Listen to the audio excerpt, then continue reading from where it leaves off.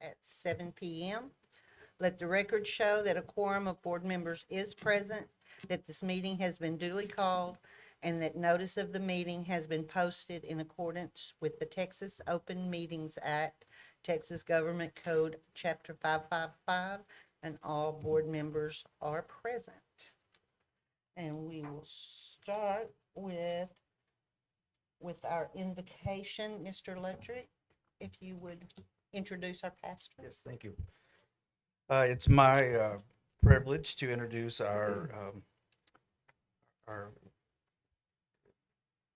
guest pastor tonight, David Johnson, who serves as the senior pastor for Highland Meadows Church here in Red Oak. He is a graduate of the University of Texas at Arlington and Berean College. He also serves on the leadership team of the Red Oak Pastors Association and is a member of the Red Oak Area Chamber of Commerce, where he served for many, many years, including as chair on multiple occasions. David and his wife, Kathy, have 2 daughters, 2 son-in-laws, 4 grandsons, and 1 granddaughter. David, would you come and lead us in prayer, please?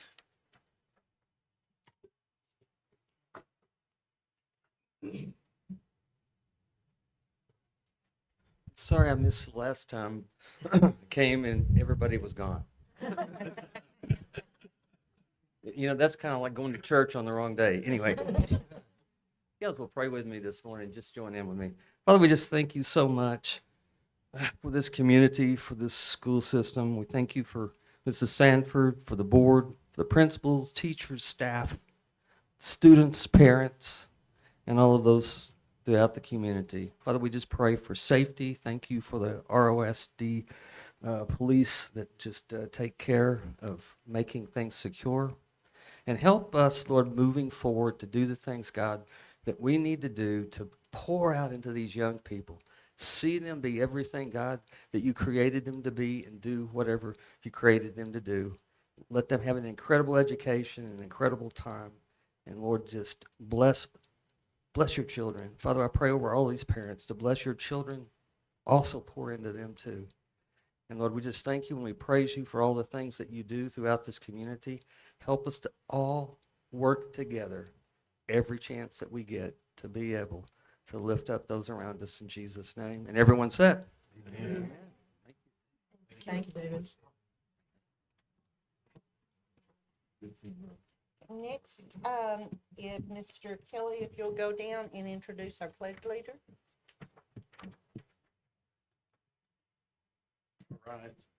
Right. So this month's pledge leader is Eduardo Alvarado. Are you here? Hey, come on up, buddy. Come on up. You can stand here. Let us talk about you for just a minute before you get started. All right, so this young man, he's 10 years old. His parents are Lydia Santos and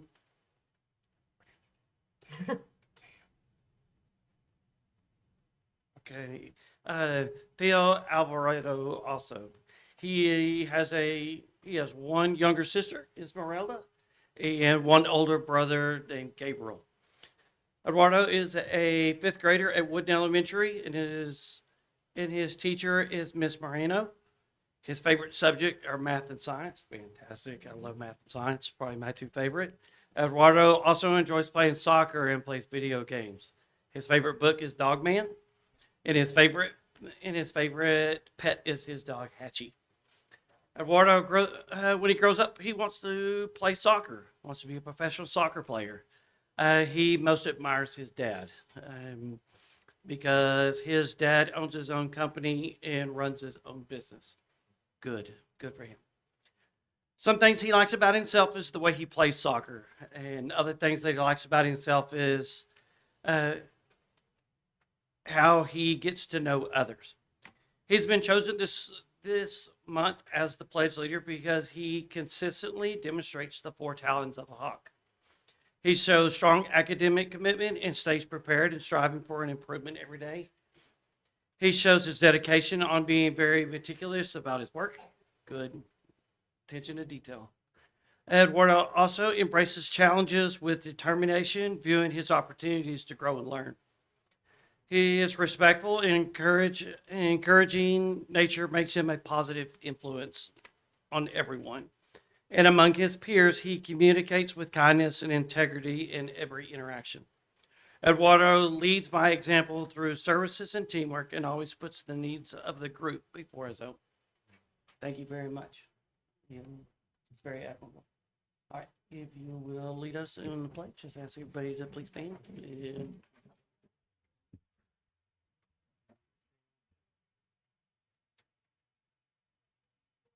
Honor the Texas flag. Oh, Go ahead. You want to know? honor the Texas flag. I pledge allegiance to the Texas, one state under God, one and indivisible. I pledge allegiance to the flag of the United States of America and to the republic for which it stands, one nation, under God, indivisible, with liberty and justice for all.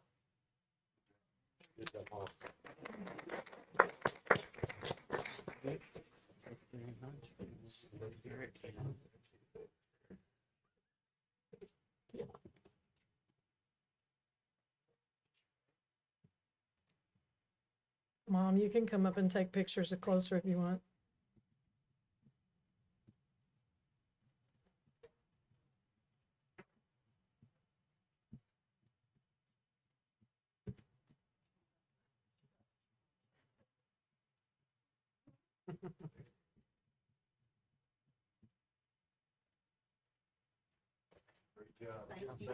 Good job.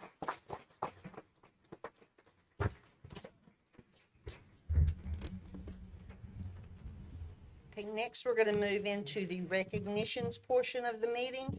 I would ask parents if y'all will stay till the end of the recognitions, because that way we don't have people moving around while others' names are getting called. And then I'll give you a short break to get out. So first we will have Miss Knight, if you'll go down, and Miss Sanford will Yes. present the top hawks. Okay. For the 25-26 school year, Red Oak ISD continues the celebration of students and staff with Top Hawks and Hawk Staff Spotlight, sponsored by area businesses and organizations. Each grading period, campuses will select Top Hawks, one boy and one girl from their entire school based on the 4 talents of the hawk. Each elementary school winner will receive a $25 gift card, and each middle school and high school winner will receive a $50 gift card. Thanks to our sponsor, State Farm agent, Miss Andrea Walton. Would you come on up? I know you're here. I saw you. There you are. All right. And we are joined by Miss Walton to present these certificates. Elementary students, whenever I call you up, if you will stay up here until all elementary is up here, then we'll do pictures, and parents will give you an opportunity to do pictures as well. So we're going to start with Eastridge Elementary, 5th grader, Nairi Mohan.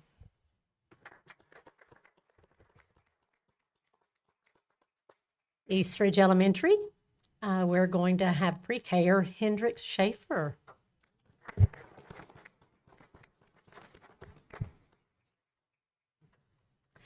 Red Oak Elementary, kindergartner, Paisley Barrientos.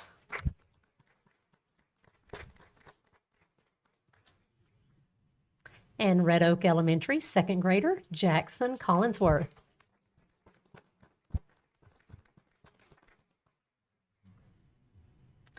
Shields Elementary, 4th grader, Jackson Hewlett. Shields Elementary, 4th grader, Brooklyn Davis. Shupman Elementary, 3rd grader, Nicholas Perez.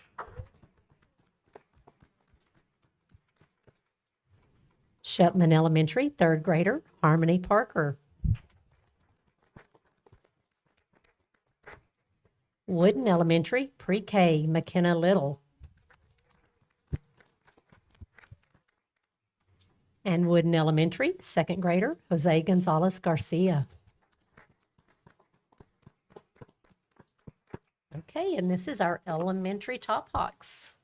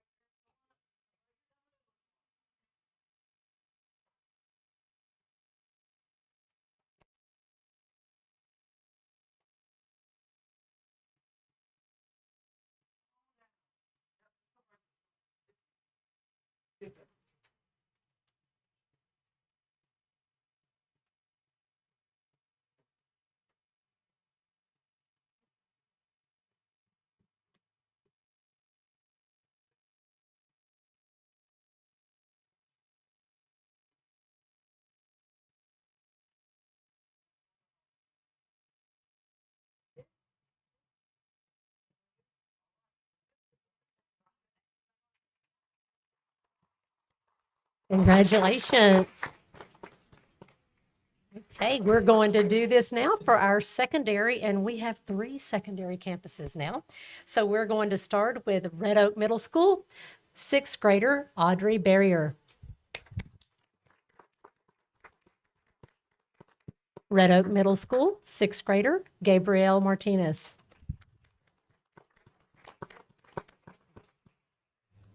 Joy Shaw Middle School, 6th grader Maya Williams.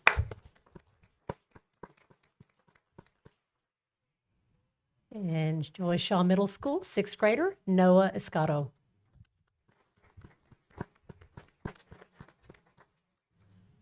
And we're going to move on into our high school.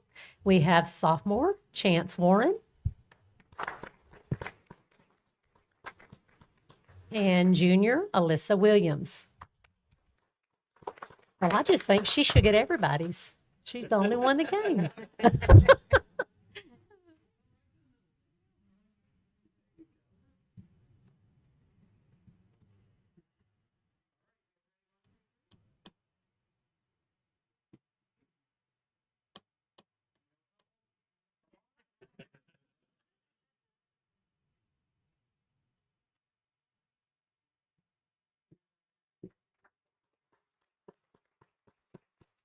Congratulations. Okay, Mr. Anderson, if you'll go down and help with our Hawk Staff Spotlight. All right. And again, we appreciate Andrea Walton from State Farm. She's also sponsoring our Hawk Staff Spotlight. From our bus drivers and office staff to principals, custodians, teachers, and more, our Hawk Nation consists of the best of the best. Every day, Hawk staff go above and beyond in a variety of ways. Tonight's winner will receive a gift card for $100 and a certificate. Congratulations to our Hawk Staff Spotlight for the 3rd grading period, Morgan Buford, 5th grade social studies and science teacher at Shupman Elementary. And just a quick little comment, she consistently goes above and beyond, pushing through challenges with a resilience, determination, and a positive attitude that inspires her colleagues and all who are around her. It just, it was doing when I got here, it was doing this one.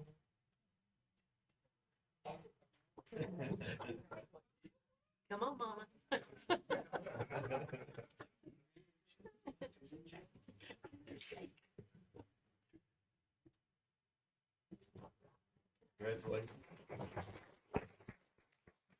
Congratulations, and again, thank you, Ms. Walton, for sponsoring this.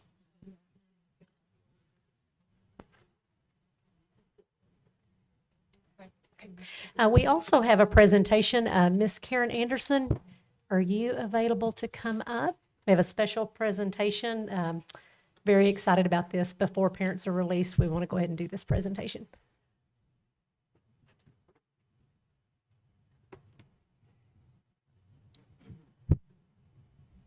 Good evening. So joining me tonight from Google, we love our Google here in Red Oak, Zia Khan and Jessica Placker, if y'all want to come on up.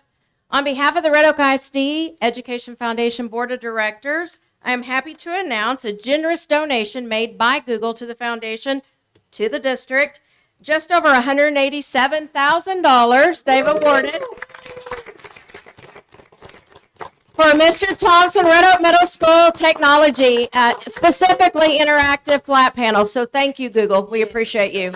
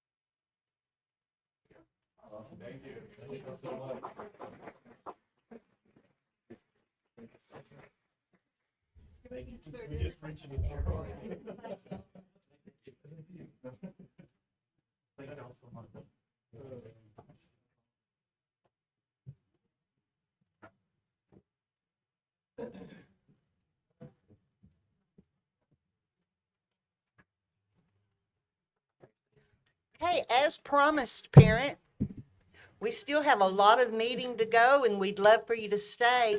But if you'd like to leave, now's your chance. We can take a 3-minute Congratulations. break, so.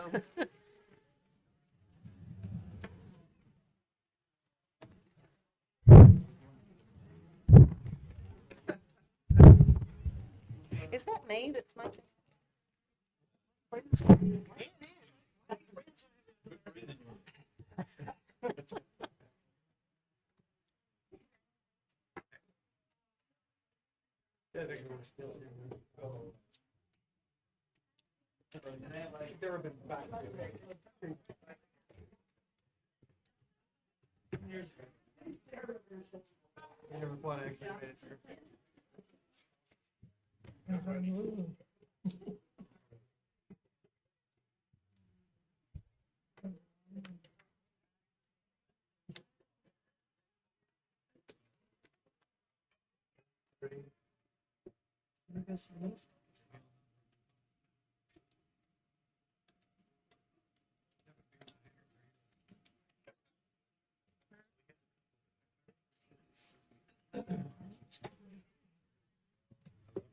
What is mine? There it is. Okay, as everyone knows, this is our School Board Appreciation Month, and we have some of the most dedicated people we could ever hope for in Red Oak ISD. They go above and beyond. They love the students, they love the parents, they love the community. They give more than anyone I know, and so we really wanted to show them some appreciation. We're going to start with a little surprise that the communications department developed, and y'all are in for a treat. So we're going to start with that.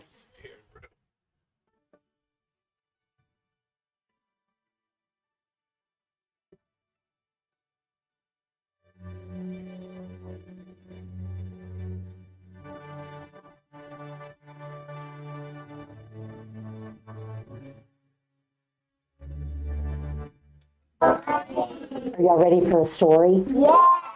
We have the most amazing story today. We're going to read Beyond the Board, the Tale of 7 Legends. This is about our legendary school board at Red Oak ISD. Are y'all excited? Yeah! Awesome. It is awesome. Let's get started. Gather round, my friends, draw near and see a tale of heart and legacy, of hawks who soar where dreams are stored, and 7 legends who lead beyond the board. This kingdom bright where red skies gleam is built upon one faithful dream, that every child through love and grace will find their wings and take their place. So turn the page, let stories pour of 7 souls who serve much more. With wisdom, courage, hearts adored, the legends who lead beyond the board. Within the halls where stories stay lives Melanie Peterson, leading the way, a keeper of books, of truth, of time, whose love for learning feels divine. She guards the past, won't guide us astray, through every night and every day.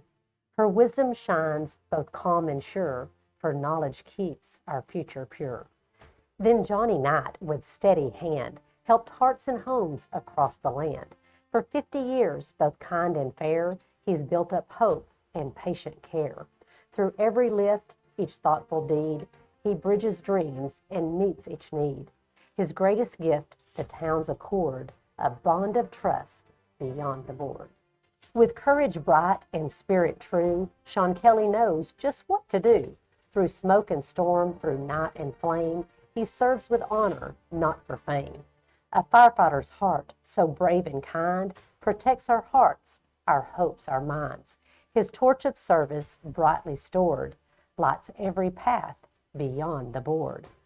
When shadows fall and days seem long, Donnie Lutrick brings hope through song.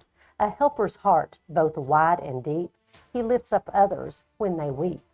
Through outreach, kindness, endless grace, he brings a smile to every face. His giving hands, our shared reward, the beating heart beyond the board. Through seas once rough and duties sworn, John Anderson has long been torn between the call to serve and stay, yet in Red Oak he found his way. A sailor's soul, a leader's might, he guards our legacy each night. With faith and family as his cord, he guides with love beyond the board. With gentle hands and caring eyes, Donna Knight helps others rise. Her voice a calm and guiding light, her heart forever shining bright. For 30 years, she shaped this place with selfless love and endless grace. Her kindness blooms, well earned, adored, the sweetest gift beyond the board. Then comes the voice, both strong and clear, Brian Sebring, whom all hold dear. He listens close, he stands with pride, for hawks who walk with him beside. A father's strength, a leader's art, he serves with courage from the heart. Through teamwork's call, his truth restored, he gives his all beyond the board. And so our story softly ends, but not the work of these dear friends. Their legacy will still afford a brighter world beyond the board. Through faith and love, through dreams implored, their spirits guide, their hearts adored. In every child, their light is stored, forever shining beyond the board. That story? Yeah, that's about some very important people that run our district. They care about each and every one of you. Every day they think of ways to make it better for you, to help you learn more, to give you everything you need to learn to make you better people in the future, right? Yes. Legends now. Where are the legends now? The legends are right now, they're in Red Oak ISD and they're thinking of ways to help you and every one of you to get better and learn more and give you everything you need to grow up and be the best person that you can be. The legends are right here in Red Oak ISD.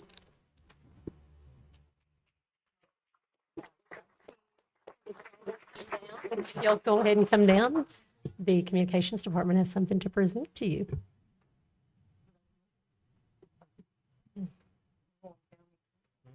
I think we're going to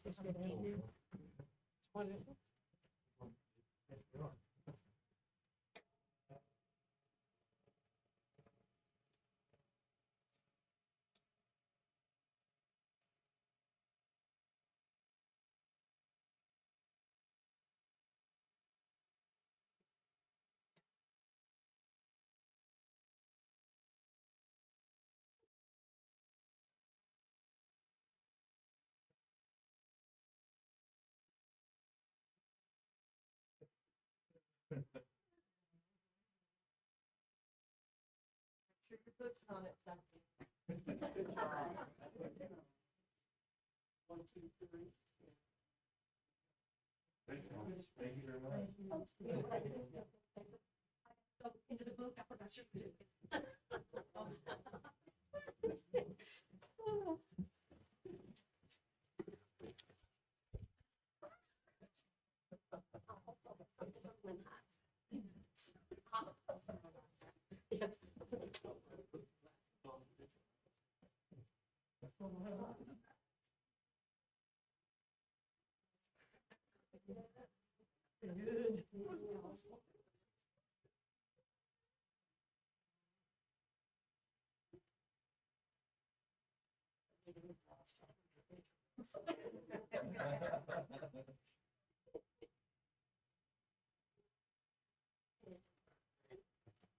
We also have a,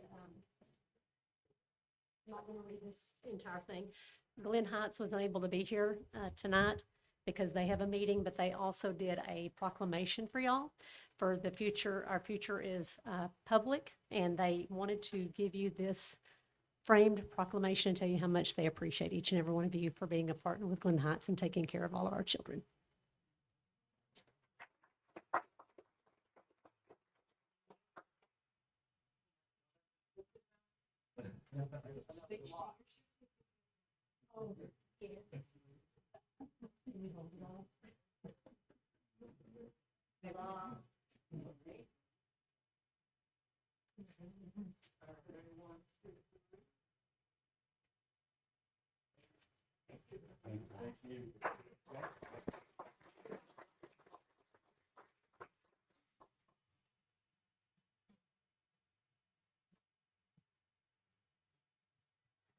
Again, I hope you enjoy the book. Beth and her team put a lot of thought and effort into that.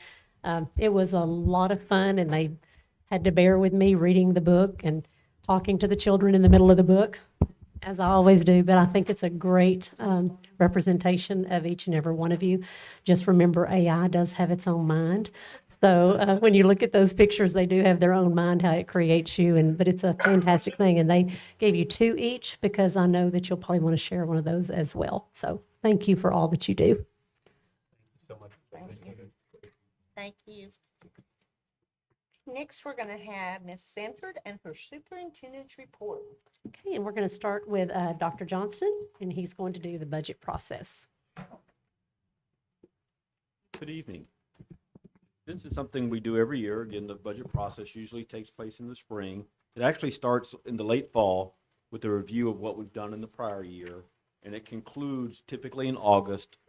The board approves a budget in June, but we don't do the tax certification until August. And sometimes there may be a budget amendment depending on if the actual tax revenue is higher or lower than what was projected.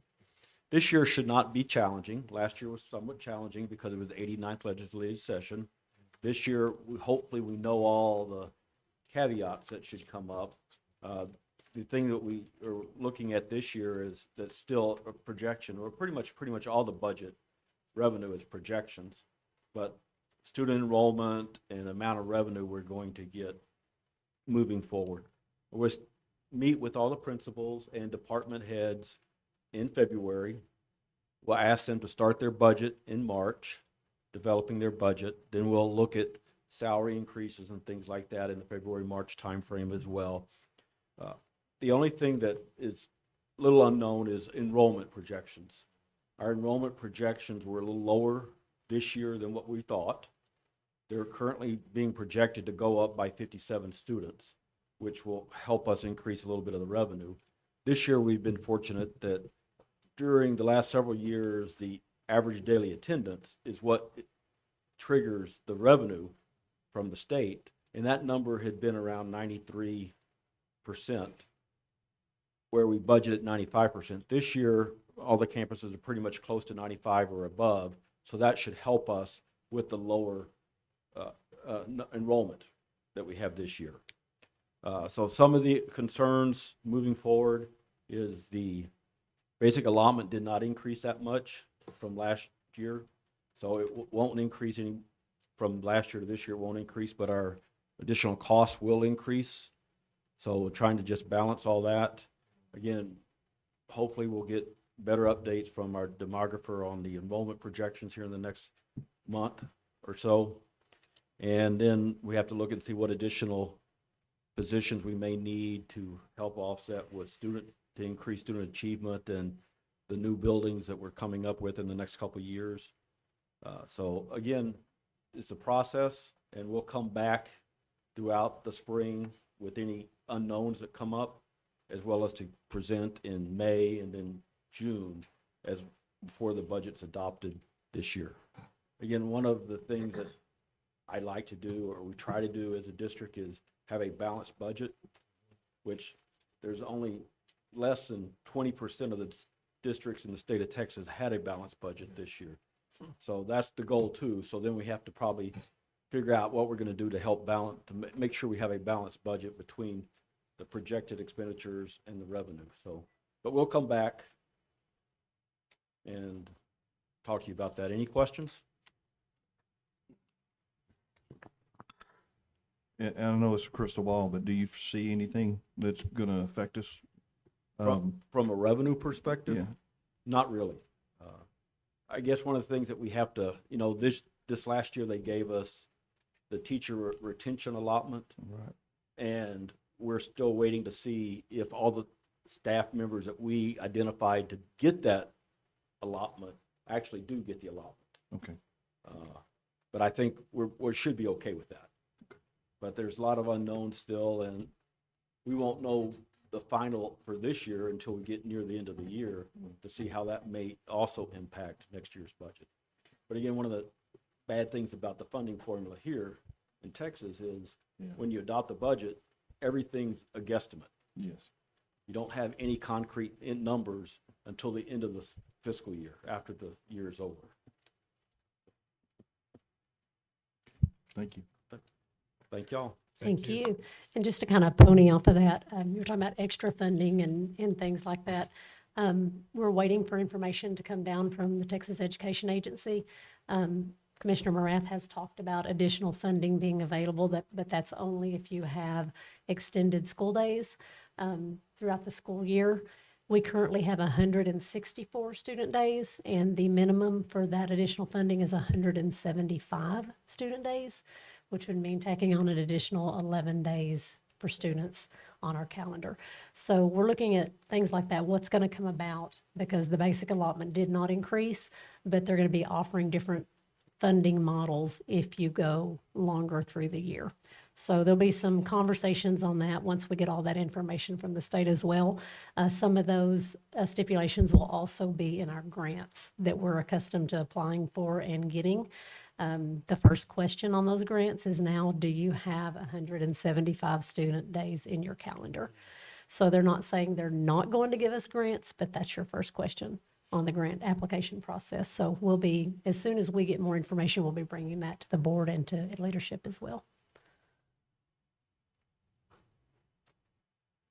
Anything else? That'd be 11 additional days, student days. Yep.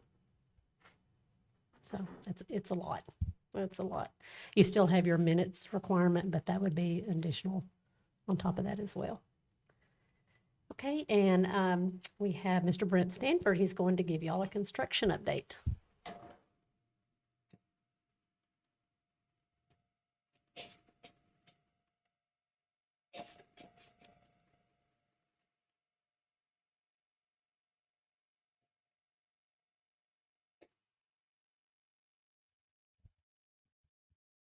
Good evening.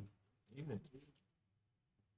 Guess we'll get started on the bond 2025 projects. We've kind of wrapped up the 2023 bond projects with the middle school opening, and we're still going through some punch lists and just wrapping up some things there. It should be done within the next month or two. So let's get started.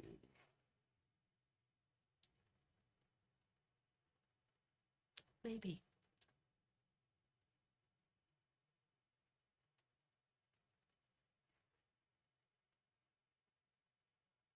Next slide. There, he did it for you.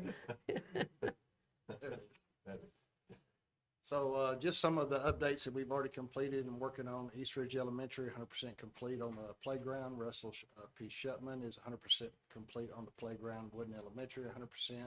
Red Oak Elementary is about 80%. Should look at that being done by the end of the month, depending on the weather. The stuff that they have to finish, it can't be really, really cold on the pour of the rubber on the base. With that, we're looking at now doing some fencing and some other stuff around the playgrounds for better security and stuff. So I'm actually working with some vendors and just getting some pricing so we can look at that to make sure that we are able to have good fencing around the playground areas. For instance, Shutman Elementary has a small fence around that playground. So what we would like to do is put a larger fence around that field in that area so that it gives more room for the kids to play in a fenced-in area instead of just running around outside that smaller fenced-in area. So that's some of the things that we're looking at on trying to finish kind of the playground project area. Softball complex, the field pitching and batting cages, as y'all were at the ribbon cutting, are 100% complete. Final touches and finish work are still underway, and we're looking at by the first week of February to be completely done with softball as far as all the finishing stuff, all the stuff outside of that area that we're working on currently. Baseball complex, the field pitching and batting cages, 100% complete. And then we're doing the same thing there, just wrapping up a lot of the final touches and stuff outside those fields that we're currently doing. And then the punch list. I've got a pretty extensive punch list as we walk the fields after they're being completed. Some damage to some of the fencing and things like that they will be repairing. So that's so hopefully by the next board meeting, we'll have that first line item or all those line items right there completed. Red Oak High School flooring project, I'm meeting with Gomez Flooring this next week and with some of the flooring companies just to finalize everything as far as the schedule and when we could do things and all that. District-wide projects, still collaborating with Corrigan and Joris on ongoing facility projects. Our upcoming focus area right now is the JV stadium at the high school, and then the new CTE building, the gym, parking lots, and the new elementary school. Our goal is to be substantially completed of major projects by the fall of 2027. So as progress continues, I'll still bring you timelines and details. I know that they are going to bring you tonight the approval for the guaranteed maximum price of the JV stadium so that we can get started on at least the dirt work till P&Z meets and we can get that going. On the fencing around the elementaries, the playgrounds, is there any way that you know the fences that have the slats in there that you can't see through the fence at all? Have you looked at that at all, or? We're looking at a bunch of different fences, and then I'll bring them to the superintendent. We're looking at wrought iron fencing. We're looking at fencing kind of like we did at the new middle school, with the slats. But even still with the slats, you still can see through, just because of the slats just takes up a small portion of the squares so that you can fit them in there. The only way to get true non-look-through is wood, and that's just a lot of upkeep and maintenance. We want something that's going to last for the next 20 years. So yes, I'll be bringing that to them, and then they'll make the decision on what looks best around the school. I'm sure she'll bring it to y'all. Have to get input on safety too, so you can see, visibility, see what's approaching the playground. So we'll get chief's input as well on fencing that's the safest for anyone that might be approaching, so that they're visible as well. So I'll bring that all to y'all when he gets it. Next slide. There's the ROE playground. Next slide. You can just bust through those. This is before. And this is current with the sidewalk board and everything.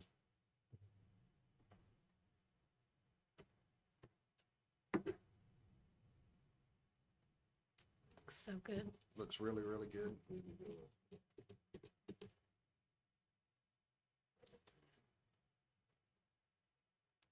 That's it.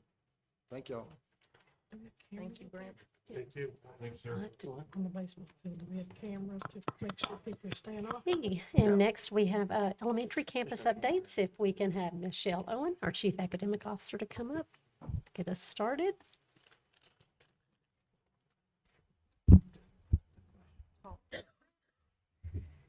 Good evening. The last 2 months, we had our middle school principals come share their local improvement plans with their goals and their strategies to achieve those goals.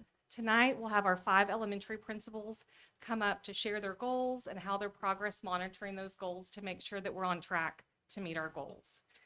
When we did our campus needs assessment in the fall, there were 3 overarching themes that all of our elementary campuses are focusing on. 1 is data-driven instruction, 2, teacher observation and feedback, and then 3, strategies to meet the needs of our students who may have gaps in their learning. While they have the same 3 overarching areas, our 5 elementary campuses are different, and they're all at different places on their pathways to meet those goals. So at this time, I'm going to ask the 5 elementary principals to come up and share their goals.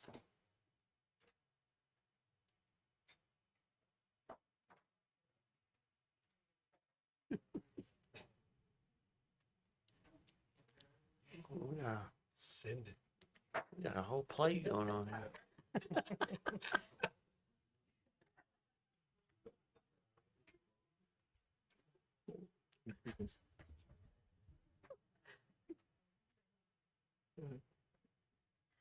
All right, good evening, and thank y'all for allowing us this opportunity. This was a really great experience for us following the middle school, Joy Shaw and Red Oak Middle School, for us to kind of join together as elementary campuses and calibrate some of the things that we're doing on our campus, what our goals are, and the ways that we're going to reach those. So we are inviting you tonight to join us on our journey.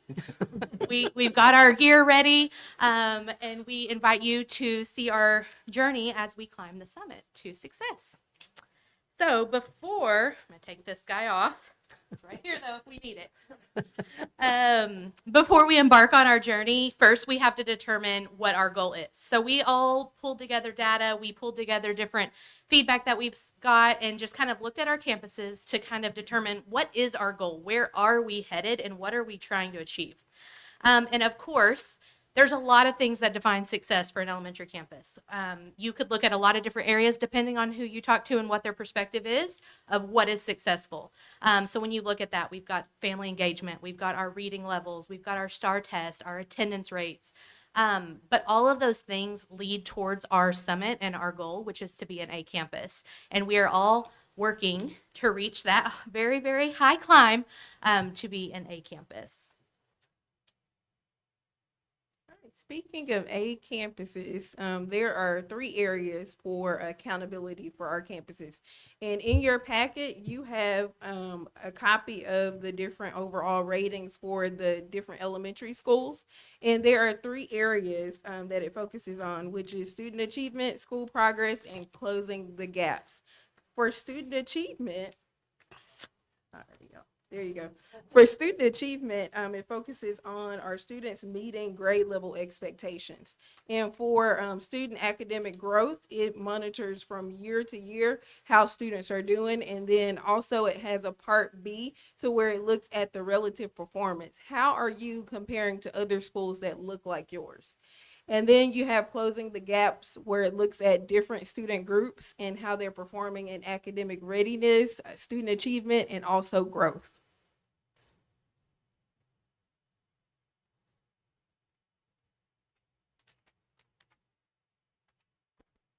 Okay, so as we summit to the peak, we looked at the effective school framework and did needs assessments and looked at those levers. So what we talked about as we did our own campus needs self-assessments, we looked at the 5 levers, and when we came together, we realized that as elementary campuses, we all had basically the same need.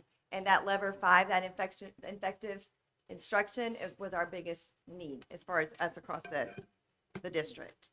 So as you drill down into that, there's the different actions in there. And so what we decided to focus on was 5.2, building teacher capacity through observation and feedback cycles.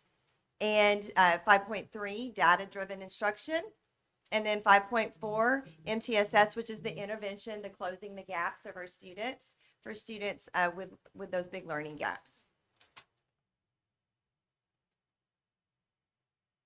All right, in looking at lever 5.2, building teacher capacity through observation and feedback cycles, this happens to be my favorite area of this role, and that is because teachers have the greatest impact on student achievement compared to any other aspect of schooling. So when we're looking at what do we need to do to improve instruction on our campuses, we need to be pouring into our teachers to help build them to deliver effective instruction. So we have spent a lot of time across the district and as elementary campuses really working on those feedback cycles and improving those, refining those, and creating systems in which teachers feel supported and are comfortable growing. All right. If you look at this chart, so these are some of the different teacher observation processes we have. We have several different types of observations that we do with our teachers. The first is the shortest, and that's power walks. Those are about 3 to 5 minutes. We pop into the classrooms, we have a form that we scan, and we're checking for things like how many students there are, how many are engaged. We're looking at, are they writing? Are they talking? Are they reading? What is the instructional element that they're doing? And then also, what are those high yield strategies that our teachers are incorporating? So it's just a very quick check-in to see what are they doing that's working. We track that data, and after about 15 power walks, we have a coaching session with that teacher to review the trends. So if we're noticing that a teacher is never having their kids turn and talk to each other, we know that that impacts learning and retention. And so we're going to talk to that teacher and work on strategies to increase talking and discussion in the classroom. If there is not enough writing that we're seeing, we have notes of that, and we help build that teacher and how we're going to improve those things that are missing. And then we also, of course, celebrate the things that they're doing very well. Those happen about weekly. Then we have our T-test walkthrough domains. These are a 15-minute observation, and it's using T-test, which is our evaluative system, where we rate the teachers and do their yearly evaluations.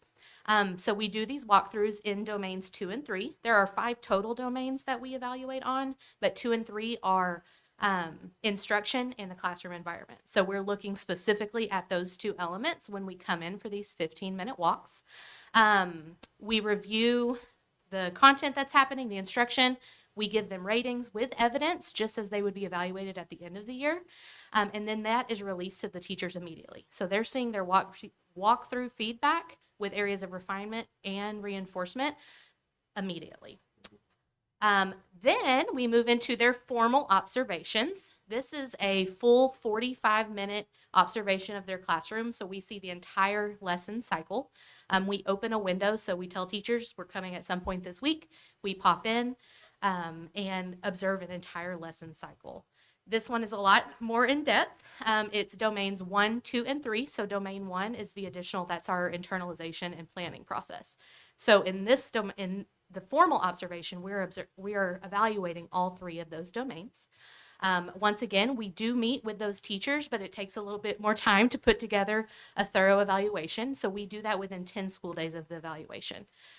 Once we have completed it, we meet with the teacher, they come in for a post-conference. We go over every single dimension, and we also go over that refinement and that reinforcement. With the refinement piece, oftentimes if it's an area that we see a lot of support is needed, we will issue perhaps an action plan or extra additional instructional coaching to help support those areas that the teacher is needing support in. We take all 4 of those different, or all 3 of those different types of observations and look at the averages for the year to come up with their T-test summative evaluation. So this is where we're looking at all of their walkthroughs, all of their power walks, all of the different things that we have observed throughout the year, including teacher evidence that they've turned in supporting the things they've done, that we might not see with our own eyes. And so we meet with them at the end of the year, and we go through those domains 1 through 5. And so those are listed, like I mentioned, planning, instruction, environment. Then domain 4 is professionalism. So this is things, did they attend professional development? Did they lead others? Are they team leads? Did they present to the staff? Are they attending extracurricular events and family engagement? So it's kind of the overall professionalism. And then student growth.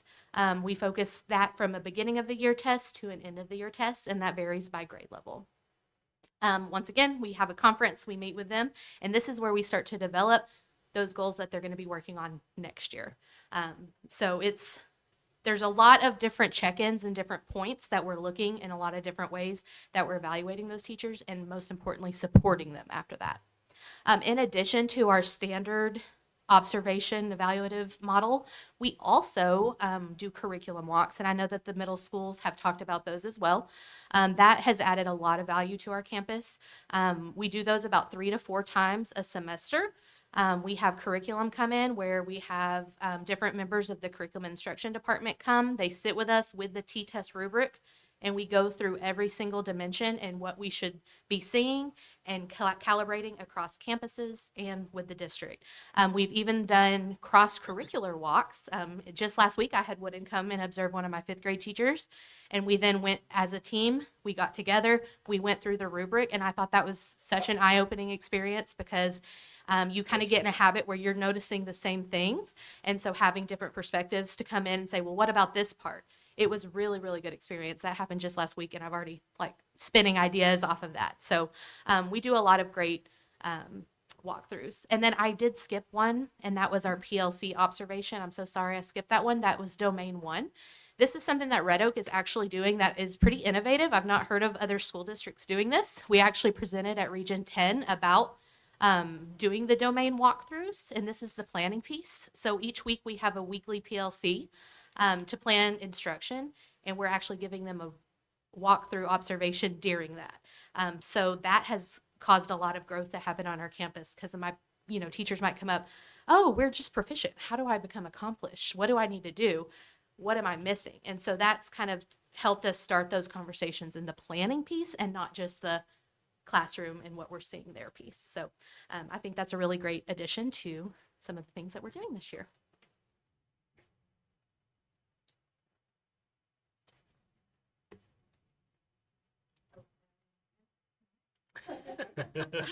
I didn't want to be a microphone hog, so I was trying to jump away. All right, so kind of just overall, I've already kind of mentioned these, our action steps following these observations. We use a lot of instructional coach support. We have every single teacher gets coached on a rotating basis, but depending on what the principal and admin are seeing in their observation determines how often and what they're being coached on. And then also action plans of support with administrators. Those are very extensive. If we have a lot of areas that we're wanting to hit, we fill those gaps for those teachers just like we would a student. And then also based on those observations, we provide professional development systematically. So we have monthly district-wide professional development. This is curriculum-based where teachers from every campus are working with their co-grade level teams across the district. We also have campus-based professional development based on the data that we're seeing on our power walks and on our classroom observations. So we're able to bring that in and find resources to support specific campus needs. And then finally, the weekly professional learning communities. I mentioned this, we're going to talk about it a little bit more, but that's our weekly planning where admin sits in and our instructional coaches and the grade level team. And we have special ed teachers also sit in that, so we're all calibrated across the campus.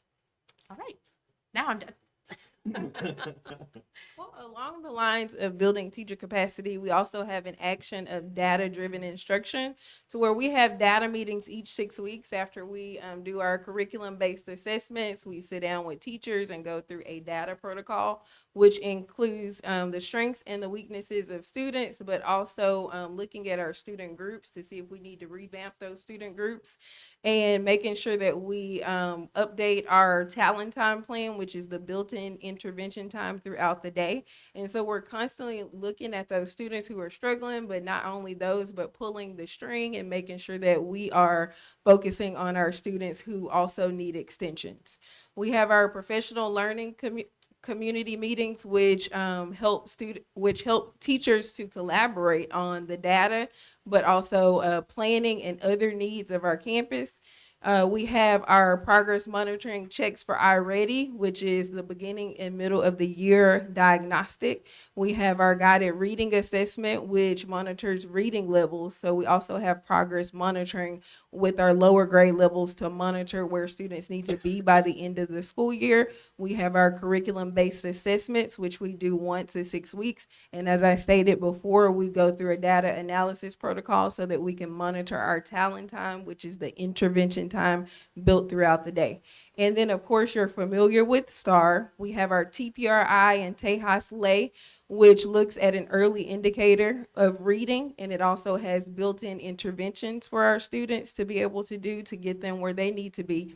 And then we have our TELPAS, which is the English Language Proficiency Assessment, which monitors our English language learners and making sure that they are meeting their goals by the end of the school year.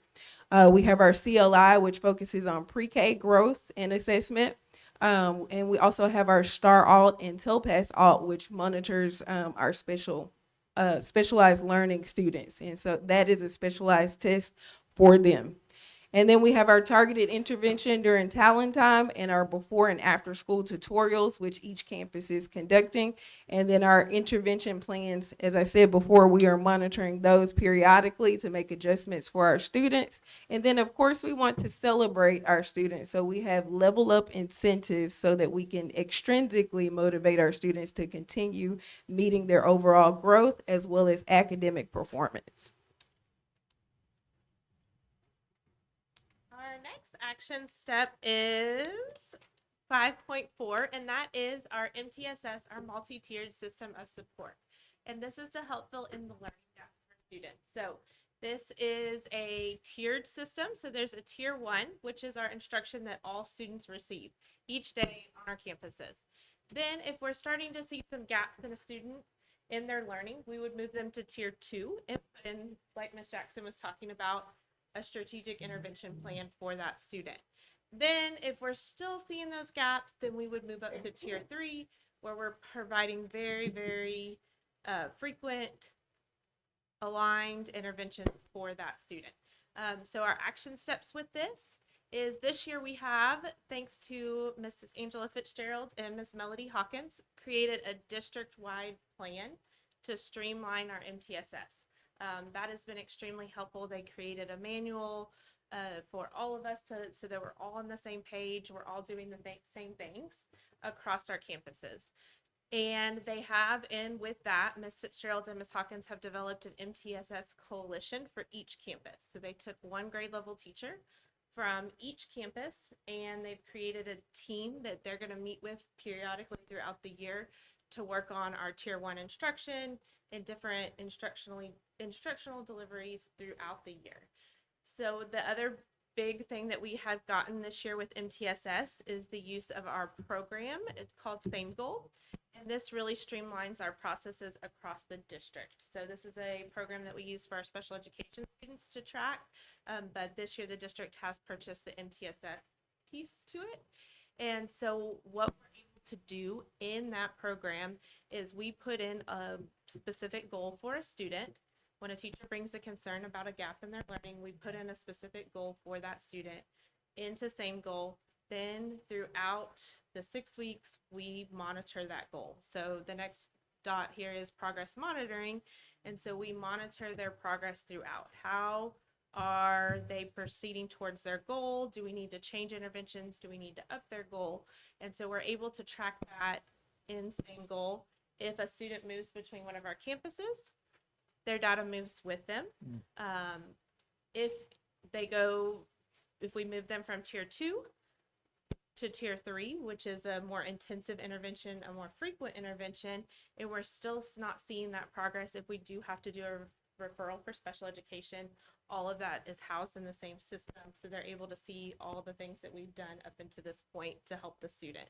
And so that goes with our last bullet, the targeted standards aligned intervention tailored to individual student needs.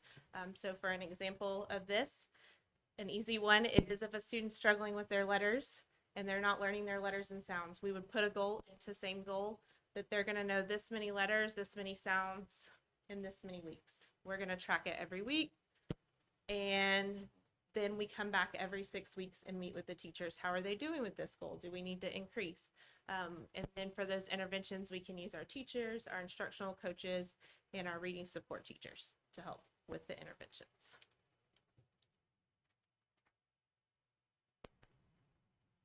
And of course, with any journey, there are obstacles along the way. But with our progress monitoring and our tools,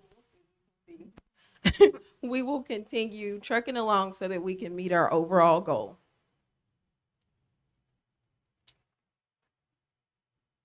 So you put all these things in place, and then you have to monitor the progress of all of the actions that we're trying to do, these strategies. So when we talk about building teacher capacity, our coaching plan and tracker. So for instance, with Fundamental 5, with those brief 3 to 5 minute walks that Ms. Bell referred to earlier, across elementaries up through last Thursday, we've done almost 1,100 power walks just for the elementary campuses. And so we're in classrooms a lot and seeing a lot of great things, but seeing where the needs are, where the successes are, so that we can celebrate our teachers. We give feedback through our walkthroughs. They have written feedback. If we see concerns, we meet with them and discuss those concerns, not just send it out, so we can talk about an action plan for them to grow. And then tiered level support, just like we work with students who have different needs. We do the same thing with our teachers, and we base it off of their data. So it could be student data or their T-test evaluation, the Fundamental 5 walkthroughs. With data-driven instruction, our data meetings that we meet every 6 weeks, we create action plans and interventions based on that data. We really try to focus on writing, our math and special education, because of those have been points that we've needed to grow on overall in the last few years.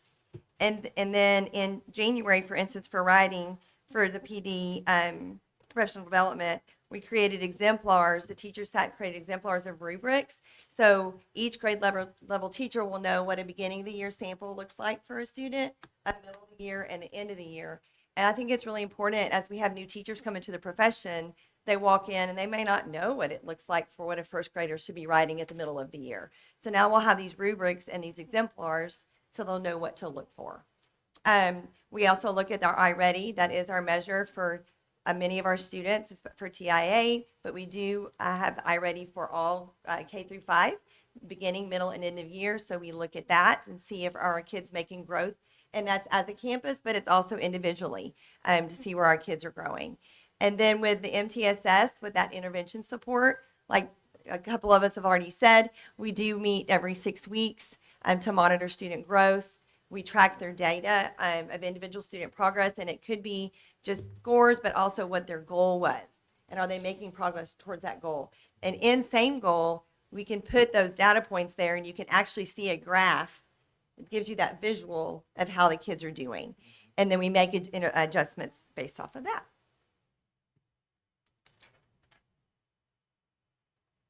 So when we climb the summit, we want to make sure that we are celebrating all of our students' wins, whether that's big or small.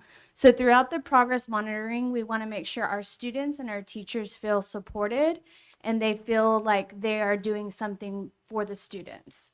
So some of the things that we're doing in our schools, we are continually celebrating our students with small growths or big growth. So that could be like academic performance and growth celebrations. So sometimes we have like growth parties or level up parties. Every campus has a different name for it. We also have different positive behavior awards for students, and we celebrate them every day. Positive staff shout outs that may look like in the newsletter or throughout. We ask parents for feedback saying, hey, can you tell me something about your teachers? I want to showcase them on our newsletter. And we also have monthly staff awards. That could be Staff of the Month, Heart of the Teacher. But we also have some fun little campus-related awards that we do for our staff to make sure that they feel appreciated.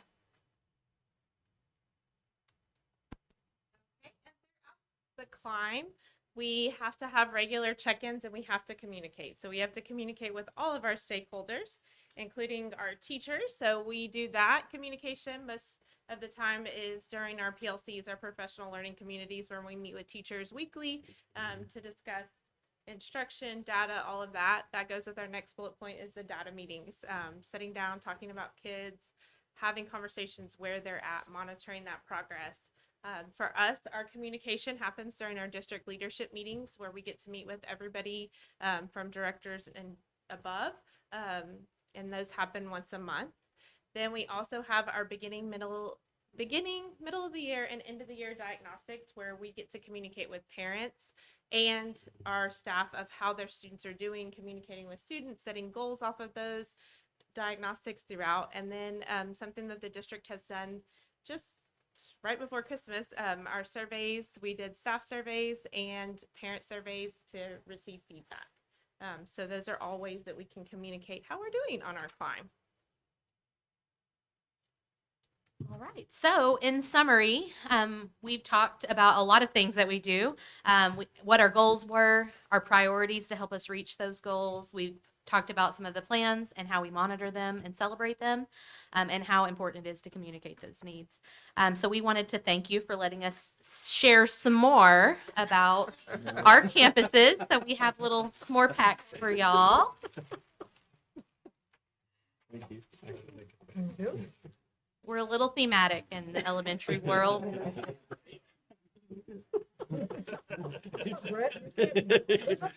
We were going to dress as hikers, but we thought that'd be too much, so we settled with the backpack. Do y'all have any questions or anything y'all needed clarification on? Why's Go everybody ahead, looking at me? Go ahead, John. Can you go back to, The data slide. that's He where wants the data you have all slide. each campus broken down. Slide 4. There it is. Yeah. So your proportional overall rating, are you assigning that? Is that a state thing? This is through the state. So This is our state accountability ratings. is Red Oak Elementary, is that just a typo? Because it's, your percentages are different for Red Oak Elementary than all the other campuses. That is correct. Yes, we are all at different performance levels. So we have 2 Bs and 3 Cs. I'm not talking about that. I'm talking about the 70 and 30 and 0%. Percentage.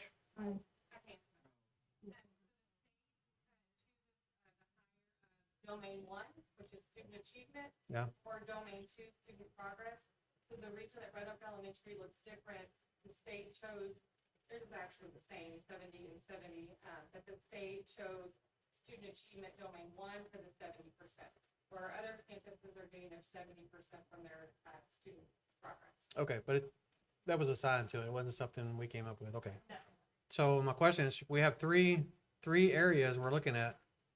Well, if one is 0%, what is that counting? Student program. Well, it's not counting anything. It's 0%.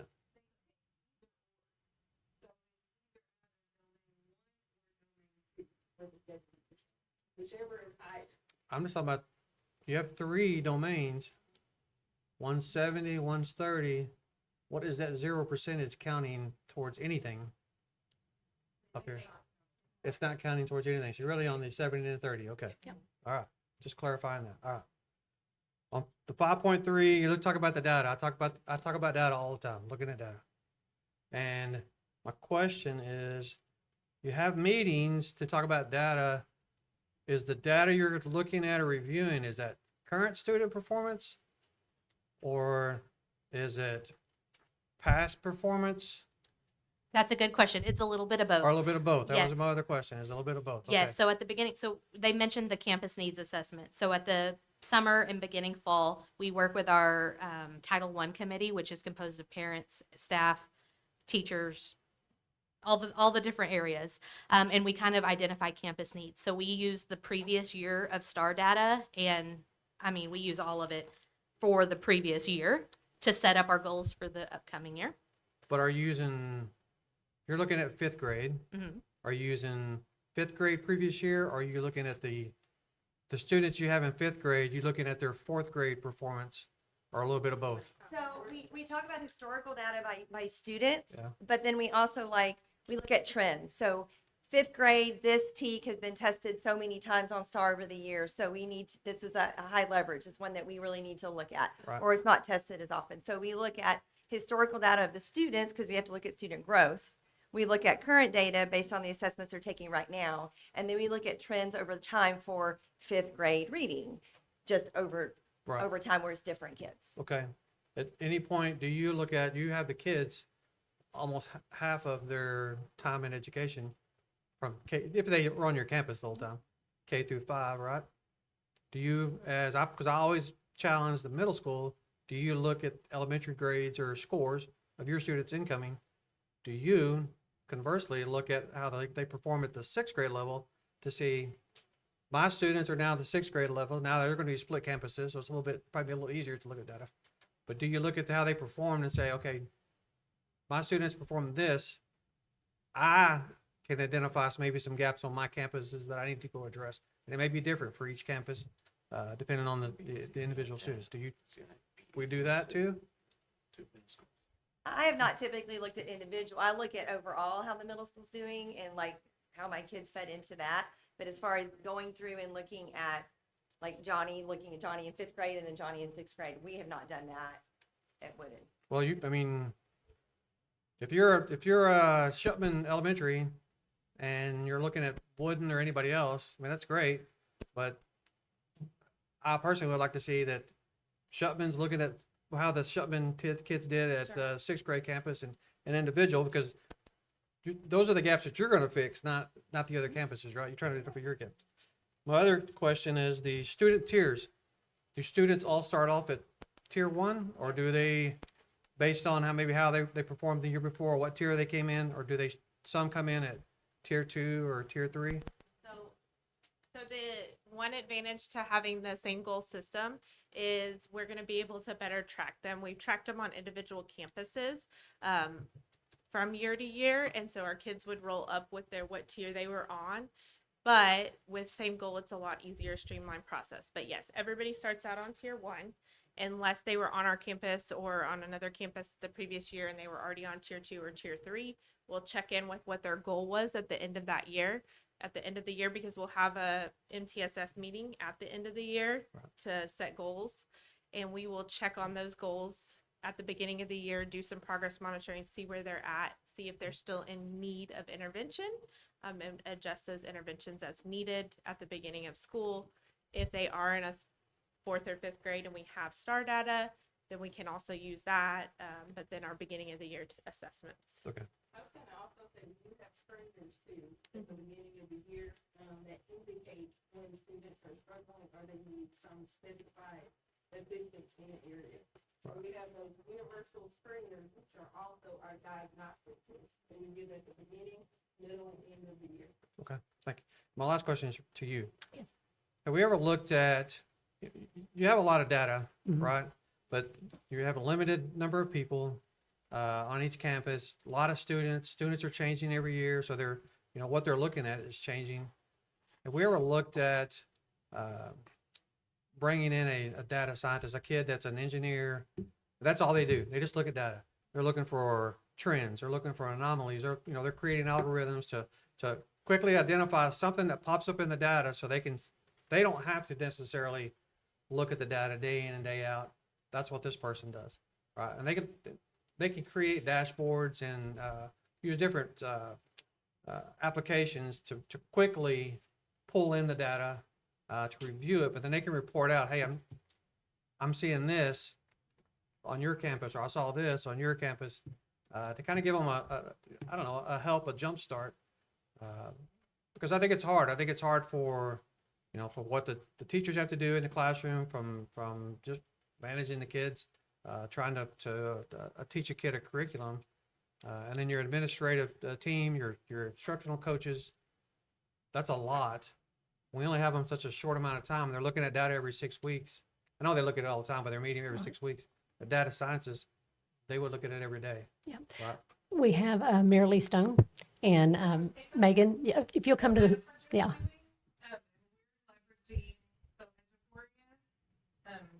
We added premium this year, and premium has different pieces built into that system that help teachers track students and track growth and identify both from a grade level, a teacher level, all the way down to an individual student level. So that's one. Some of the programs that we use, such as iReady, has that piece, and it actually places kids on a pathway. So a student that comes in and is doing really well, it's gonna go deep into the current subject, but then it's gonna branch them off and start preparing them for the next grade level. So that's another one. iReady tracks it at the beginning of the year, middle of the year, and end of the year, so that you're filling in gaps throughout. And I had another one, and I can't think of it. The other piece that we recently met with them, and we looked at another report, the CanEdge report, provides a leadership report card, where it looks at the trends from the last 5 years of STAR to how we did last year to how we did this year. And we started helping identify those pieces. We follow a group as a state that is called Lead Forward. So probably heard of that. They help us identify key pieces. So it's a lot of varying pieces that we're looking at, and we're continuing to try to get better and improve those. So here's the difference, what I'm talking about.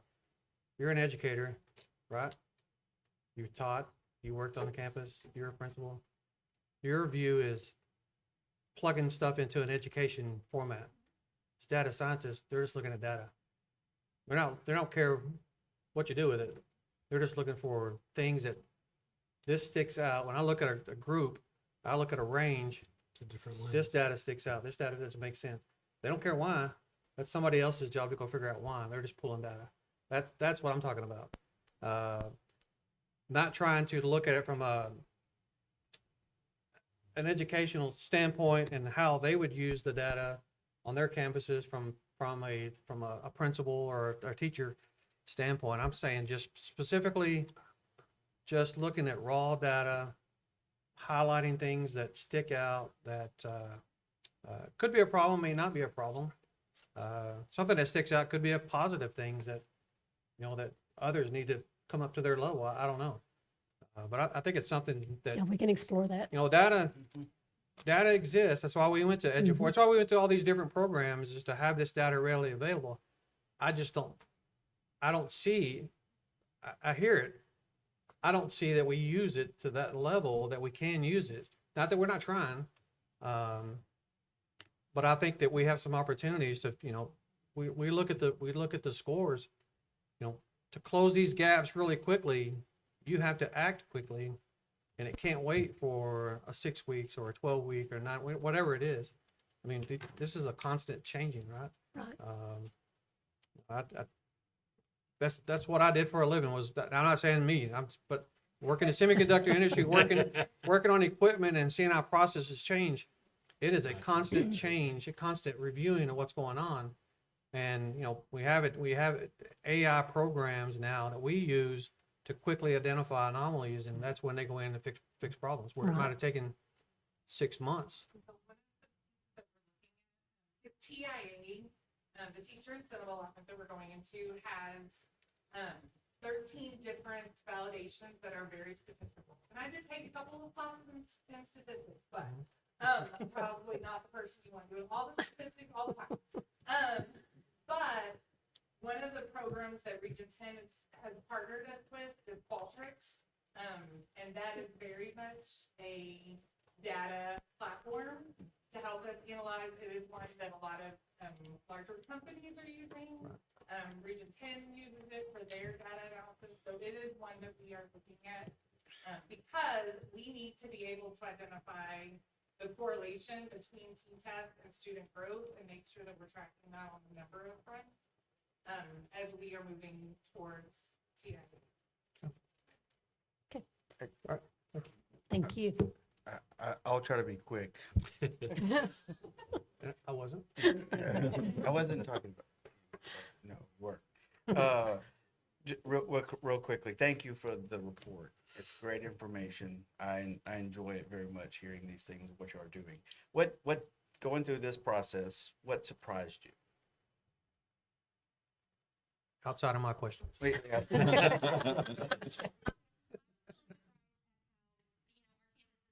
lot of differences as far as the number of students, the populations, the programs that we offer. We all have varying campuses, and I thought it was really interesting that we all landed independently looking over it without kind of collaborating first, independently found that this was the highest area of need across our campuses. So I thought that was interesting because you don't know what your neighbors are doing. You don't know what that looks like. And so when we all sat down and even though we have different populations, that we all landed on the same thing. I thought that was very interesting. Anybody else? I would agree. I mean, and even with this process, and then especially the walks that, like she talked about us visiting Shields and then Shutman's coming to us this week, it's been really neat through this whole process, just watching and being on other campuses and being able to look and have a different perspective on teachers, on instruction. Because you're in your classrooms all the time. And so to go see a teacher you don't know, or to have someone come in and see a teacher that they don't know, gives you a different perspective. So with what Ms. Bell said, we were very much aligned as far as what our needs are, but then being able to be on other campuses kind of is refreshing, and it's great feedback to help us better coach our staff so that they can better instruct our kids. One thing that we're doing at ROE is something that we kind of talked about is like the PLC, going into the professional learning community and aligning it to T-test. So some of the teachers are like, hey, I know TIA is on the table. I'm proficient in this area. What does that look like with the specific SD? And so as administrators, we align it. We tell them, okay, distinguish, accomplish, this is what you can do in the classroom. And they're like, okay, great. can you come into my classroom and observe that to see, can you give me some feedback? What is it, how does it look? And so the teachers are having more buy-in and they see the correlation between instruction and team effects. So I was gonna say, kind of me and Sean, we've all said this in another realm, but one thing that we've said in the past is these walks, the collaboration, the looking and seeing what your partner across town is doing, how they do it, and collaborating together. So we're more collective in how we're administering and how we're helping to raise our students and our teachers up. That's something that we would all like to see. And I think that we've said that probably for 2 or 3 years, but, and to hear you come here and say that's something very recently that you've put into action, more boots on the ground type deal, that's super encouraging to us, to hear that, because I think that each one of you on your own campus has something that you can offer to help bring your partner up, across town, and to help ultimately rise our kids and our teachers. And I just resound, the collaborative efforts that y'all have taken place. A couple notes that I had is, now that you've had this collaboration effort, crosstalk, are y'all going to continue? I know you're going to meet, you got district meetings, but really, if you stay in communication with one another, because any little thing that changes could. We collaborate all the time. This is the first time we've done something that's this formal, Mhm. but we are constantly in a group text. We're asking each other, hey, how do you do this? How does this work for you? I'm struggling in this area. What do you do That's on your great. campus? So we're a very close group. Elementary just tends to be that way, but we are constantly, I think we talk almost every day. In addition to our district leadership meetings that we have every once a month, just the 5 of us, to talk elementary things, because we do have different things in secondary. And I think we've always shared like the different strengths that we have on our campuses to where we've done walks before or set up like learning walks with struggling teachers to go and see exemplar teachers on other campuses. So this is something that we're continuing to do, not Good. just start. Do you see an area where we're doing right things with teachers and helping them and bringing them along? Is there something that we aren't doing with students, as far as are they coming ready? Are they anxious to learn? Are they are I'm a parent. My kid's still in school. My kid doesn't always do right things, right? And I own that, and my kid owns that. And she's the last one that's there. But whenever she knows I got to get my crap back in line, she does. What are you seeing from our student population and our parents that you feel like they need more support, either before they get there or as they get there? One thing that we've seen this year, just looking at that, is our students who are coming in, our kindergartners coming in this year, were COVID babies. And so that played a part into it. So I do think, looking at early interventions, and I think early interventions are key. I think all 5 of us would say those are huge. And so just getting those resources into parents' hands to help support early, so that we can provide those services. Are they as you attempt to engage them, are they reciprocating? Listen, we're parents. We have to own some of this, right? We screw up. Are we seeing a reciprocation from them? It depends. There's a lot of parents who want to do, I think all parents want to do right by their children. But there are a lot that definitely need a lot of training and resources and support. I think we're in a day and age where technology is very involved with children. And so we're having to work on fine motor skills and pencil grips and some of those things in a much more extreme capacity than we've had to. We'll have parents that will tell us, thank you for teaching us how to be parents. Because you have to, first-time parent coming into kindergarten or pre-K, they've never had kids in school. They just have their own personal experience, and Sure. that could have been good or not so great. And so they will come to us and they will ask us for advice on how to help their child at home, or for behavior support, how to do those things at home. So we're really here to educate. It's not just about the academics. It's Right. all of it.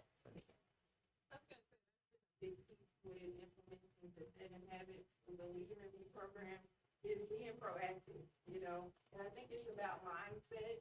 And once you shift your mindset, then you start to see more participation and more parent participation. I just know that each of you are measured every day, just like a coach, and just as everybody who's in a leadership position. And I think that sometimes that if the what am I trying to say? If the position coach isn't helping the kid at the lower level, then you can only move the needle so much. And I think that it's important that we embrace the whole student, and make sure that we're grabbing them and bringing them along. And sometimes that means the position coach needs a little help too. So as the year progresses and our 5th graders get ready to go on to 6th grade, will you be meeting with our secondaries to make sure that those kids come in and those teachers know how to grab them up right off the bat? Compile our data, and we always make like a spreadsheet that we've given to the middle school that kind of, like, we even break it down to like students that maybe have conflicts. Like if we've done a stay away agreement with students, we share that information with them. So when they're down to just the nitty gritty planning schedule, and we try to, if the student is a RTI student, that data goes with it. If they're 504, that data goes with it. Special education, that goes with them.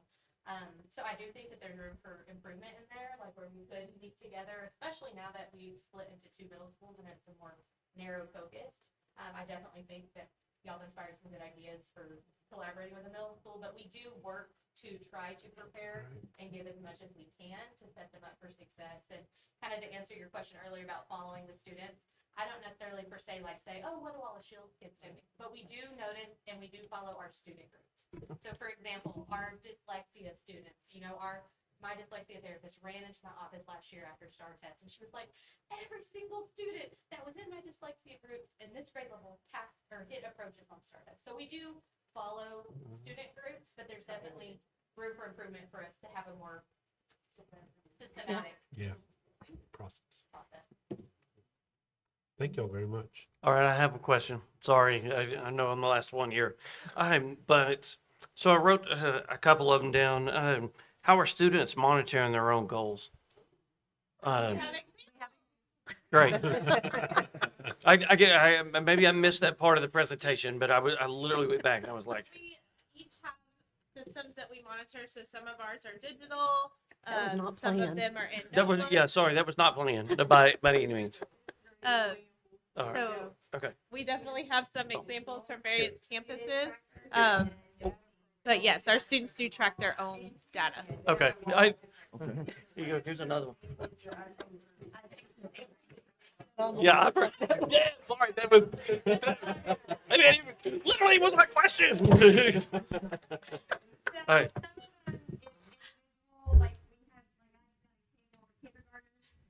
Track, like the teacher may color their first at the beginning of the year, guided reading, but then they'll start coloring in the middle of the year and the end of the year, so they can have that visual for growth.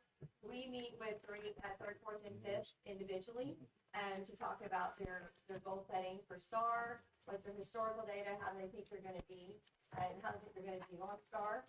So, with lots of different ways that the students track their own progress, and then also we sit alongside them, or the teachers sit alongside them.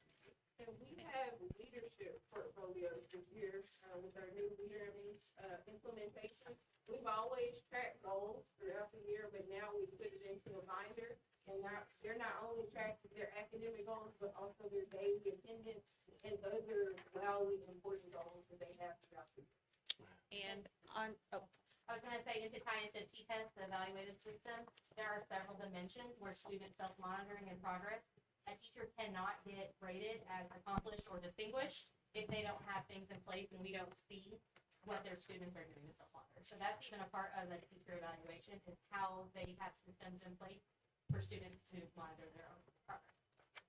And iReady that we spoke about that has the beginning, middle, and end of the year diagnostics, it creates a goal, a personalized goal based off of their beginning of the year assessment for the year. And so we monitor that throughout, and the kiddos can monitor their iReady. Like our data walls that we have. So not only are the students monitoring their own data, but teachers are also posting it in the classroom for students to be able to reference. And then we have a big data wall in our IT room to where we monitor campus-wide data and growth. And that's a major one right there. So that is Data, one of the understand, and teachers- action. Yeah, that's one of the teachers' classrooms where they're monitoring individual students within their class. Hey, so, great. That answered my question. I promise y'all that was not a setup. But I do, as Miss Knight was saying, as our kids move from our elementary to the next level of the middle schoolers, that please, I think the data that John's talking about that moves to the next level, I think that between both campuses, it'll be a little easier, and we'll be able to see some of that data on for both sides or both middle schools on where the growth and things that we need to look at. So just kind of keep that in mind as our kids move from your campus to Shaw or to the middle school, that we do our due diligence to let them know, hey, look, we didn't reach our goals in math, or we didn't reach our goals. So now we give them a heads up over there that we are, hey, look, we didn't quite make it. You know, we're kind of in that deal. And I know that we see it, but that's it. Hey, hey, look, everybody looks great. I mean, we're literally, because by next year, I hope to see a huge difference in that number up there, because we are seeing it. We're seeing it now. So next year, as they move on and we do that, we'll start to see those numbers all the way up. It starts with you guys. So that's the key. But thank y'all. Thank you for the presentation. It was good. Fantastic. Good job. Thank you. Thank y'all so much. Appreciate it. Thanks. And I just have just a couple of things, just to remind everyone to watch the district website for any changes in activities due to our predicted or unpredictable winter weather mix that they're talking about. So we've already had some changes in athletics that are going to be posted, but we also have some fine arts things that are scheduled this weekend. So depending on what the weather does, those may be moved as well. Coffee Talk, the next one's February 4th at 7:45. Next mobile food pantry is Thursday, February 12th at 4 here at the ESC. And our next regular board meeting is Monday, January the 23rd. That's all I have. February. Did I say, what did I say? You said January I'm not coming 23rd. back. February. Yeah. February. Later this week. You're not coming back? I'm not coming back at 2 days. Okay. Next, we will move into the open forum section of our agenda. The board welcomes comments from citizens who have completed public comment forms this evening, which are accepted prior to the start of the meeting and are not transferable to other speakers. Please be advised that the information shared in public comment is the opinion of the individual speaker, not the district. 2 minutes per person have been allotted for public comments. Please keep all public comments related to school district governance and operations. If you have a specific concern related to an employee of the district or a specific student issue, you're encouraged to utilize the district's grievance procedures provided in board policies on the district website. Finally, remember that the board may not discuss or act upon any issues that are not properly posted on the agenda. So when I call your name, please step up to the microphone, and as soon as you start talking, well, you'll have to state your name again, and then the clock will start. So we have Amber Jones.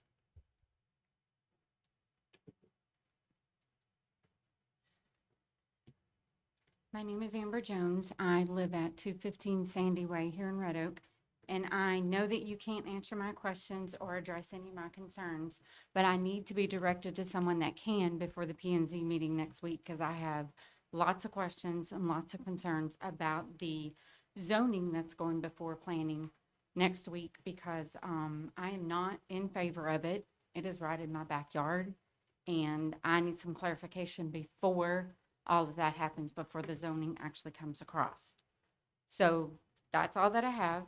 I know you can't answer them, but maybe someone could reach out to me that maybe could answer questions so that I have clarification before I go to next week's meeting.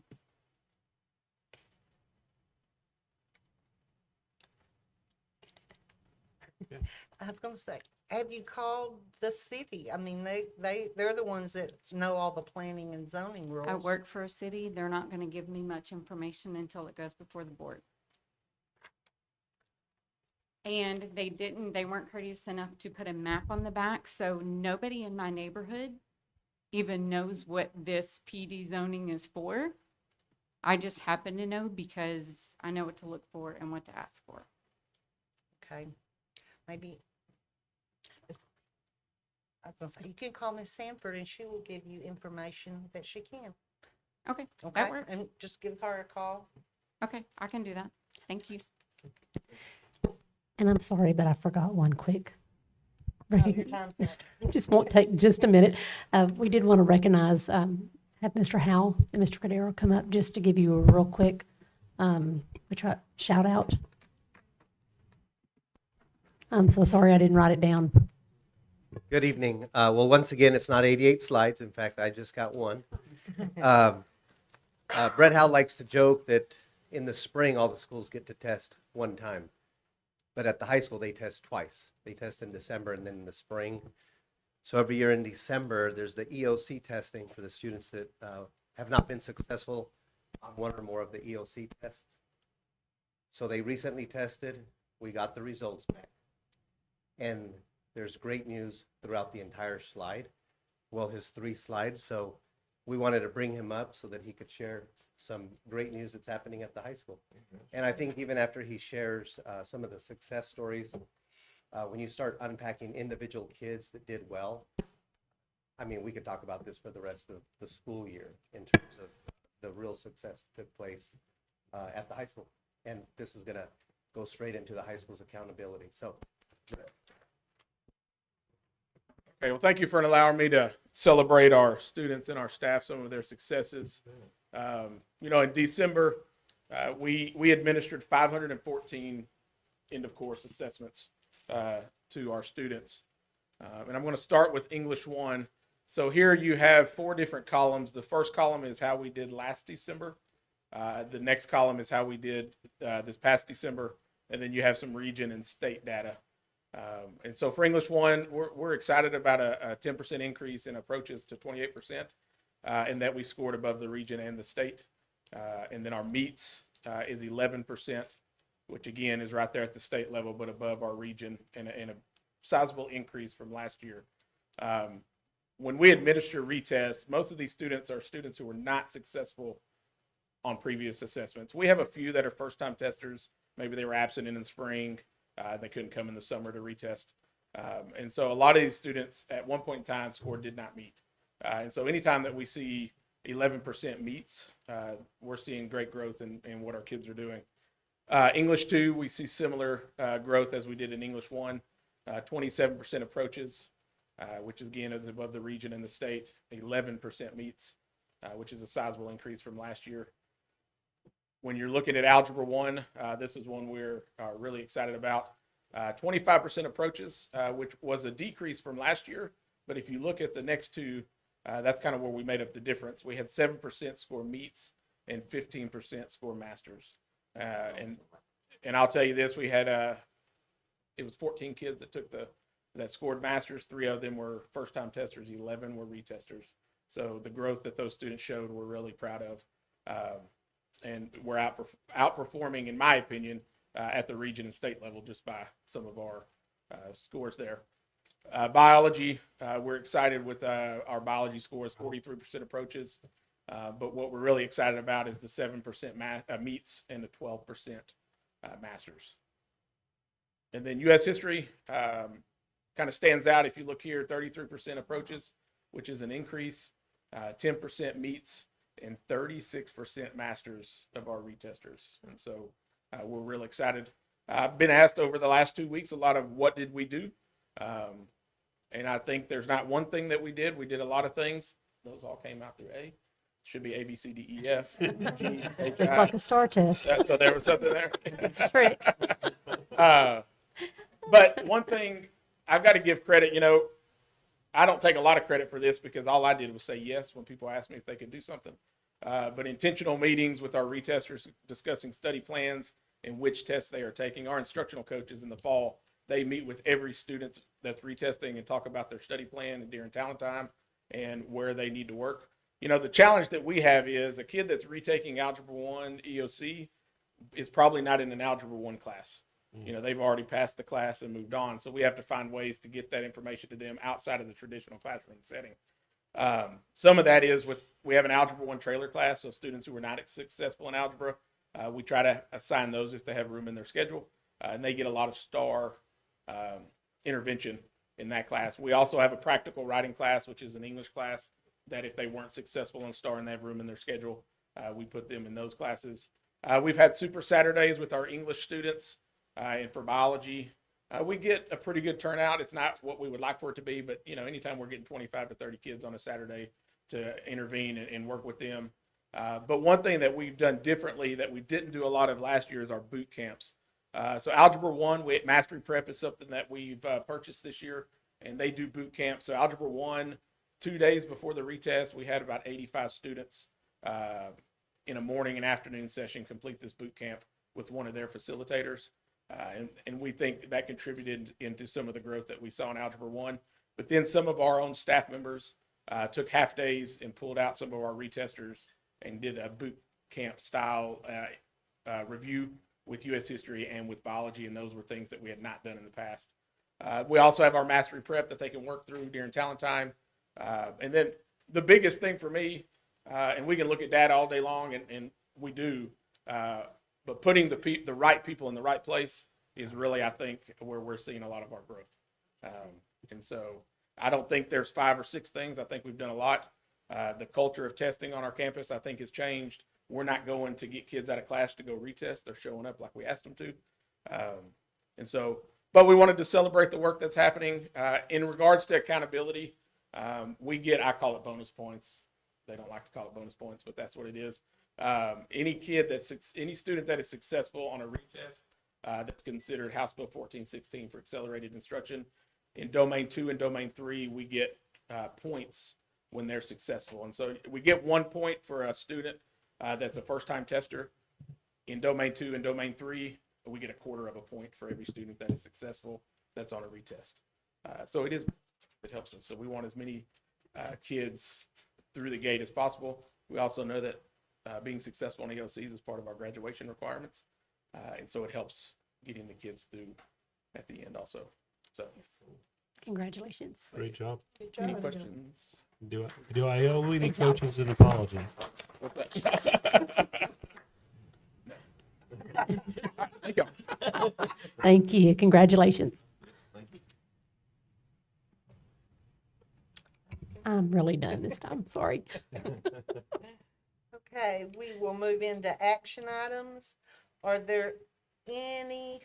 there anything on consent agenda that anybody wants to pull?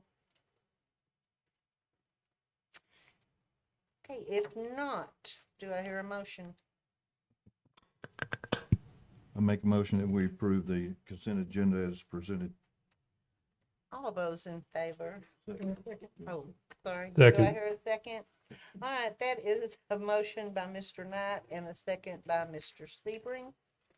Now, all those in favor, say aye and raise your hand. Aye. Opposed, same sign. Motion passes 7-0. Okay, and next is the general election order for Red Oak Independent School District.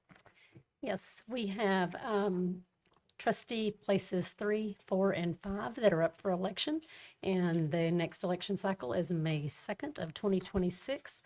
And so it is the administration recommendation that the board approve the order of election calling a general trustee election for places 3, 4, and 5 on May 2nd, 2026. We would like to elect board trustees.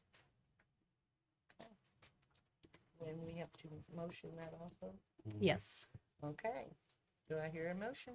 I move that the board approve the order of the election calling a general trustee election. Second.